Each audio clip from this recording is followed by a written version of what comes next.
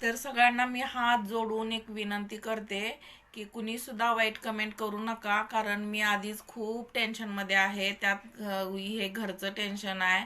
लोक जगू देत नाहीत व्यवस्थित. कुणी जर करणार असला तर मदत करू शकताय. मी सांगलीत राहते आणि मला खूप म्हणजे सपोर्टची गरज आहे.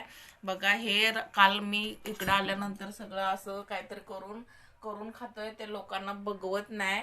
लोक कसं असतंय माहितीये काय, कुणाला खातेल्याला खाऊ देत नाहीत. ते नांदतेल्याला नांद आणि पळणाऱ्याला नांद आणि पळतेल्याला नांद असं म्हणते ती. त्यामुळं ते काय म्हणाय मला कळलं झालंय, कारण डोकं चाललं ना.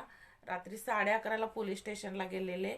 त्यामुळं जर कुणाला कायद्याची म्हणजे कायद्याच्या ह्याच्यातनं माहीत असेल तर मला सपोर्ट करा आणि नक्कीच मला मेसेज करा. मला तुमच्या आधार